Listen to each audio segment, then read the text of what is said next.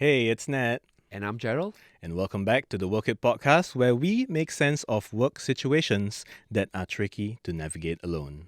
So, Gerald, today we're doing something special for the Work It podcast because we have had a lot of people write in that I feel like we should address them now rather than let them, kind of go to waste or let them go stale, especially if some of these people are actually waiting for us to get back to them. We have kind of identified a common thread for these letters today Right. is toxic work environments. Toxic. Yeah. Oh, wow. So All right. before we get into this, just for those who are watching or listening, if you are struggling in the workplace and need some advice, you just leave a comment wherever you're listening from, or you can write to us at cnapodcast@mediacorp.com.sg. So if any of these stories sound familiar, just know that you're not alone. We're going to take our time, talk through them. Gerald and I will unpack a little bit of these toxic situations and try to clean up a little bit, right? I'm pretty sure these scenarios are going to be very common. They probably are. Yeah. I think we're going to get a few people who relate to this.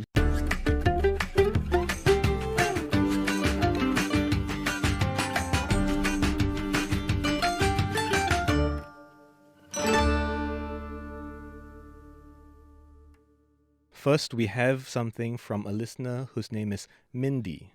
Now, Mindy is a junior staff member who feels that a senior colleague is constantly watching her work and making critical comments about how she does things. The situation became even more tense when Mindy was asked to take over a project that previously belonged to this senior colleague. When Mindy set up the project based on advice from a different colleague, this senior confronted her and insisted that she change her approach. Oh, okay. So she questioned Mindy repeatedly, asking whether she had read the documentation, whether she understood what she was doing, why she didn't clarify things earlier. And this whole exchange left Mindy so distressed that she ended up crying quietly for the rest of the afternoon. Ayo, okay. Wow. Yeah. Crying at the workplace is never something that we want to see, right? Never, yeah. So the question that she has posed to us, does this actually cross into workplace bullying? And how can she navigate such a difficult working relationship? Wow.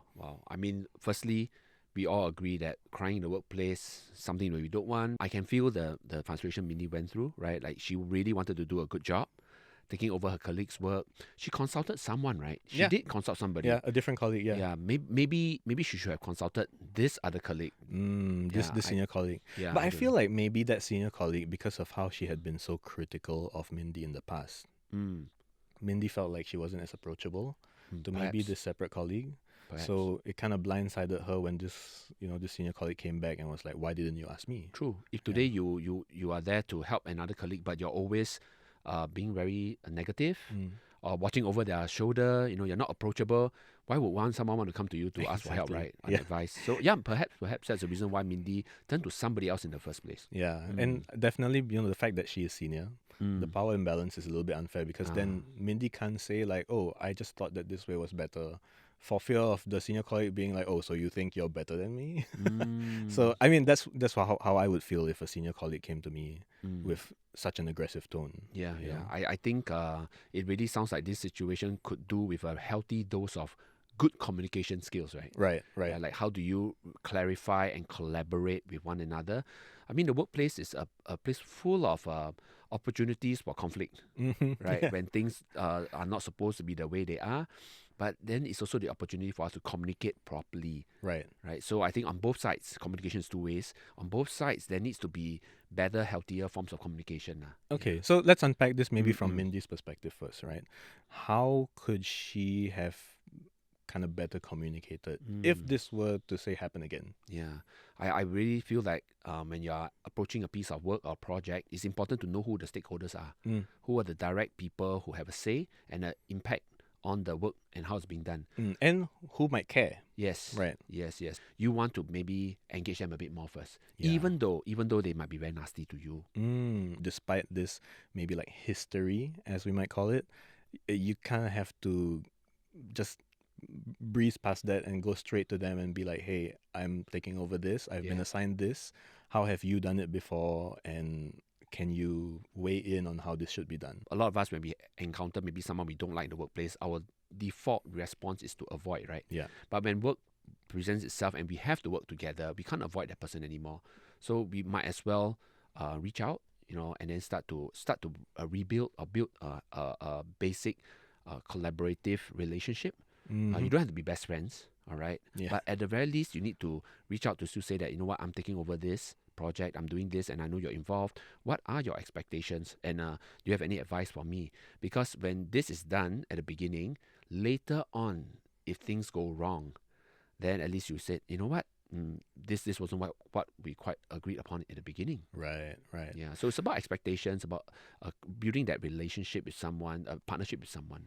So from this senior colleague's perspective, is there a way that they could have communicated better in order to not make it such a hostile engagement? Or Lots. I mean, already being someone that's a bit more senior, I think the assumption here is that you should learn how to speak the language at the workplace better. Right. You should be a better communicator. There are a lot of expectations there, but of course, we're all humans. We're not perfect, right? Yeah. And of course, we don't even know whether this other senior colleague has his or her own set of challenges. Yeah. It's a waste of Especially time. because this senior colleague has probably been doing this, this project or this assignment for a while. He or she would know the nuances behind the decisions that were made in how to execute this, the considerations you need to make when doing certain things. So you can be a little frustrated when someone so-called doesn't read the documentation. Yes. So I can see how better communication would have avoided this crying situation. Yes. I mean, if today you had a mistake, right? Yeah. And at work, how would you want someone to approach you about it? I would want someone to come with empathy, first of all, right? Okay. Like, if I was new and I made a mistake, I wouldn't want someone to be like, how could you not know this? How did you not look at this place or this repository for information? How did you not do it according to the SOPs? I would want someone to be like, hey, just so you know, we're supposed to do it this way.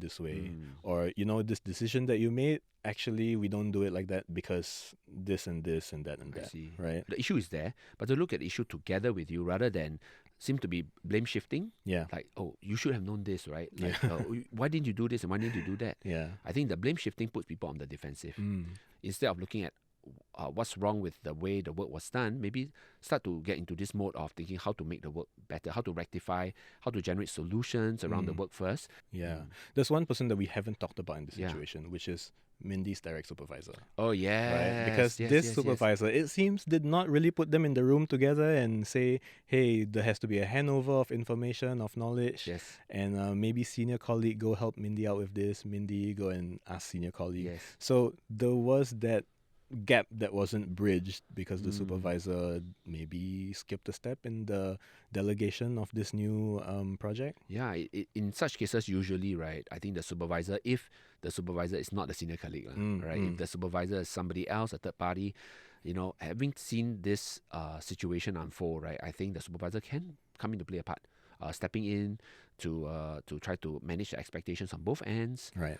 Encouraging Mindy as well as helping the other senior colleague to understand how to work better on this project. I think that can really, really help. So we have been talking about, what could have been done better, but what can Mindy do now? Mindy, this part is for you. Yeah.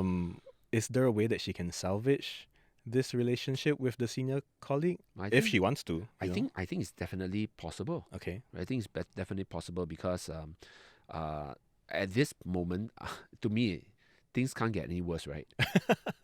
Well, I guess. So you might as well, Mindy. You might as well just go, reach out. Have that conversation with your senior colleague, right, and say that, you know what, this whole event has happened, and how you're feeling about it. What you feel can be better managed, can be better done on both your part as well as the senior colleague. You might as well just get it out there, because if today you're going to want to continue working there, then this is the bare minimum, right? If not, you're always going to feel like reminder of this episode, the crying episode, whenever you see this person or have to work with this person again. Yeah. What do you think of that, though? I mean, that last part you mentioned about, the sort of PTSD from this moment, bringing her back to the crying, that's something that I have seen in the workplace before, especially newer employees or younger employees who are not so accustomed to either the culture of a workplace or being in the workplace at all, Mm. you have to address this now in order to not make it a recurring issue later on. Mm. Because at the end of the day, you're going to have to work with the senior colleague again and again. Yes. Unless you're planning to leave, I think you really should fix that relationship. Yeah. I think in the Yeah. workplace, there's always going to be people who are not on our side, people who communicate differently from us. I think it's perhaps more healthy to start to see these things as learning opportunities on how we can learn to work with different people, learn to communicate differently. Some people we can have a closer relationship, and some people we may not have, but we can still get the work done. Okay, so Mindy, I guess, I hope that helps you kind of understand where you're at and understand what you need to do a little bit more. But Gerald, I think it's time we move on to the next. The second one. All right, Yeah. let's go. So this second letter from a reader, her name is Rachel. She is asking, is it professional to mention workplace abuse as the reason for leaving her previous company? Okay. And how can she frame the truth in a way that doesn't hurt her chances of getting a job offer? So, I mean, You have the background for this? yeah, we have some background from Rachel's previous company. So she used to work in a smaller company where there was frequent yelling and cussing. The management had constantly changing expectations and often took out their frustrations on employees. So Rachel has since left this company, but she's looking for a way to explain to future employers about her reasons for leaving. First of all, congratulations for leaving. But Gerald, should she mention this to her future employers, or should this kind of just be something she keeps to herself or tells people who she doesn't work with? If today in a job search, Yeah. we typically would not want to talk too much about our previous employers, simply because we don't know what's the impact that our future employer, how would it view us? Yeah. Sometimes we might be thinking that we are talking about a problem that existed in the last company, but the person interviewing you is trying to understand, like, what's your part to play in this problem? Yeah. Are you the problem? So don't describe too much. Don't even use the label of abuse. I think that's a big word, right? Yeah. Abuse, and then that is instantly negative, and people start to form all sorts of ideas about it. Yeah. So maybe just go with a very simple way to acknowledge that maybe it wasn't that positive, but maybe you're looking for something better. Yeah. Yeah. Because I actually have been in this situation before. Oh, what did you say? Where, you go to an interview, you don't really think you're going to mention this abuse. But then the interviewer identifies that you were at this previous place for only 6 months, let's say. Yes. And they they will dig, ask- and they will dig. Yeah, they'll be like, hey, why did you only stay for 6 months? And how has it been a few months since then? And you're Yes. not, Yes. somewhere else. Like, tell us about why you left. Yes. Was it a push or pull, And then when you're caught off guard, put on the spot, you kind of have to tell them the truth. Yes. Because I think it would have been worse to be caught in a lie and just say, Yes. like, something else. In HR, in the recruitment, they are looking for these things to dig at. They really, once they spot this, they're going to ask and they're going to poke. And for you, it's like you usually have two reactions, right? One is like you go full truth, right? And then you just blabber everything out, and that's not good, right? It becomes a therapy session. Yes. And, like, And then yeah. the other one, which is you basically skirt and you avoid the question altogether. Which is another flag. Yes, it's Yeah. another flag to them as well. Like, why are you not talking about it? Are you hiding something? Yeah. So that we really need to acknowledge that something did happen. Yeah. But we need to also make sure that we are ready to move forward. Mm-hmm. All right. Also, not putting down the previous employer, Yes. but yet maybe re-emphasizing on what you are seeing for yourself in your career at this point of time. What have you learned from the last job, or what you need to thrive moving forward? So, for example, you could say something like, the last workplace, it taught you certain lessons about what you need in the environment for Yes. you to be better. Yeah. So now you are seeing this new job. You're hopeful that, in this new environment that they can give you this kind of support so that you can give your best to the company. Yeah. I think this way of handling the questions, right, allows the interviewer to understand that, okay, things didn't go quite well, but they don't see you as a problem. And you sound excited to move forward as well. Yeah. Because I have also had the unique experience of practicing this answer, right? How did it go? Yeah, because after that previous workplace, I had a few interviews where I had to workshop what I was saying. The first one, it wasn't so good, right? Because the first one, you're caught off guard. You just say like, I didn't agree with the way that things were going there. And then you realize, oh, that doesn't sound good. And you realize the moment the words leave your mouth, You right? could see their faces change, right? Yeah, you can see them go, okay, and start to look at you with different lenses. But then based on the information that their reactions are giving you, you can kind of adjust. And, in later interviews or later engagements, you kind of know what words not to use. Use more neutral language. Try to explain the situation without blabbering too much about the details. If there was a disagreement, call it a disagreement. And if you're looking for a better place, just call it the better place. Yeah. There's no need to put down the previous place of employment. Exactly. I think these things takes practice, like what you went through personally. Yeah. So for those people who are job searching, maybe, and this is a situation you face for yourself, I think it's good to get it out of your system. Practice this spiel, how you might answer this question in a neutral way. With people that you trust, Yeah. right, and get them to give you the feedback, like how does it sound to them? Does it sound like you're defensive? Does it sound like you're hiding something? And so that when you really get asked this question again in the real interview, you can handle it a lot more confidently. Right. So our producer actually helpfully put down some phrases. How about we get your thoughts on this? Let's see. So the first one, the management style involved frequent raised voices, which made it difficult to do my best work. Would you say this in an interview? Personally, I wouldn't, because I think raised voices is subjective. Okay. Right? Like some people might think of it as like over the top.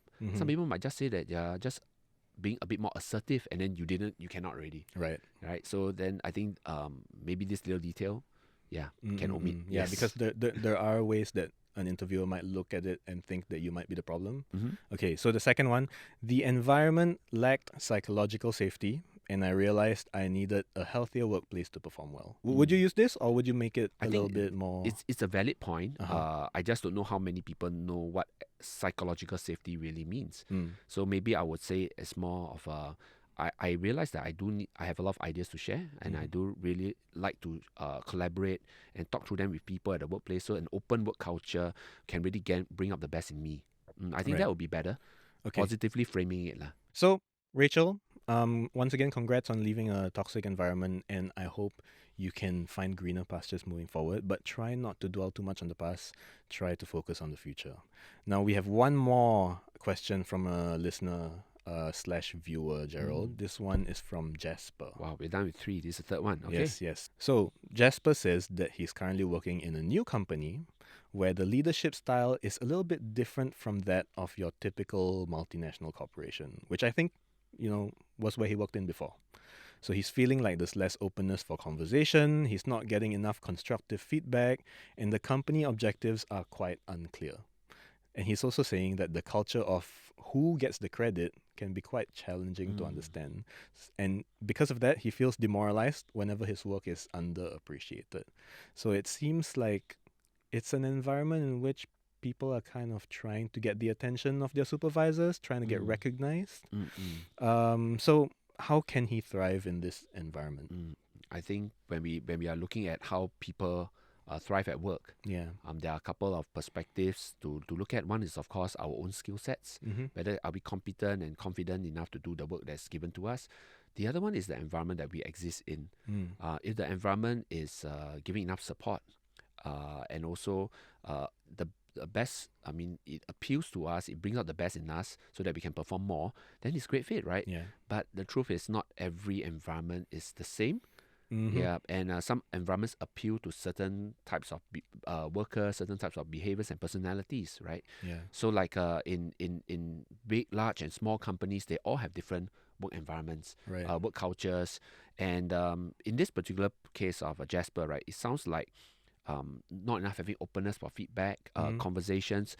It's a bit one-way communication style from management. Yes, in many companies, if today they don't provide the suitable environment for someone to contribute, after a while it's not quite a toxic situation, one can really become increasingly disengaged. When you feel like you are just there to perform, to contribute, but what you have to say and your ideas, they're not important. Yeah. You don't feel like what you say matters, and so does what you do matter. If they just want someone to do it in the vision of management, they could get anyone else to do it, so why you? Yes, And you yes. start feeling like, I can kind of just dial it in. Yes. Okay. Yes. Did you have Nat, do you have a situation like that for yourself? Well, I've Ever? experienced maybe not working in a company of such culture, but I have worked in teams where this was the case, right? Where maybe the supervisor says that this is an open culture, but actually whenever you say your ideas, they say, that's a good idea, but no, I think we'll do it my way. And then you just understand that actually it's not quite open as it seems, because they just want it done a certain way and they just want anyone to do it. My solution was not so much to address the situation, because I knew that I wouldn't thrive there. So I just left. Okay. You know. Good for you. Yeah. So is there a way though that Jasper could reckon with this new culture in a way Yeah. that doesn't have to result in them leaving? Because it seems like he just joined this company. Yeah, I find that in such situations you must have some lines Yeah. that you have to draw for yourself. Like because the environment is a lot of times is beyond our control. And if today is a dominant culture of the way of working is like this, and it totally goes against who you are as a person and how you like to work, I think it's almost like, you need to find the right environment to survive, right? Like a goldfish cannot live in seawater. It's not because the goldfish is wrong. It's because the environment doesn't allow it to thrive. And so, Jasper would need to find some lines. Even though he's just joined the company, Yeah. I think it's important. Some people would say better leave earlier. So if you know this, right, so that at least it doesn't become a prolonged pain and also on your resume. Yeah. So better to make one deep cut than, experience death by 1,000 cuts. Yes. By staying for too long. Yes, of course. Having said that, I'm sure Jasper can also try to maybe work out with the immediate people around him. Yeah. Right, to see whether they are like him. They also see the same. They have the same view as him as well. Right. Whether they are able to adapt to his style of communication. So find a support system or find yes. your clan. Yes, Right. yes, and see whether if these groups of people whether they exist, or but if everybody you speak to, they are all like in the system, they all mirror the culture there. Then I think it's a lot harder, right? Yeah. The other thing he mentioned about is the affirmation part, right? He feels unappreciated. Yeah. So, I mean, I feel like we've all experienced being a little bit underappreciated at work. But what I've found helpful is to have regular sit downs with my managers and tell them what I've been doing, and not just tell them like, I put so much effort into this, I put so much effort into that, but, by doing this and that, I've achieved these outcomes. So I feel like those objective-based discussions help to highlight your importance or help to highlight the impact of your work to the people who, this would matter to. But, Nat, you doing that for yourself is really good because you're able to get that real feedback on how you're performing, and then you can fine-tune your performance from there. But for many people, right, that I met before, they would struggle even to want to talk about this. Oh, okay. Yeah, because maybe they're afraid. I don't know. Maybe they're afraid to approach their supervisors for these kinds of conversation, right? So I'm wondering, like, what made you feel that you could do that? You can reach out to your supervisors to get this feedback. I felt what empowered me to do that was the environment of the company I was at when I was doing this, right? So if I feel like doing this sit down with my manager would lead to positive outcomes, if I feel like they would be open to these conversations, I'd engage them for, as frequently as I'm allowed to, or as frequently as I'm able to without disrupting my work.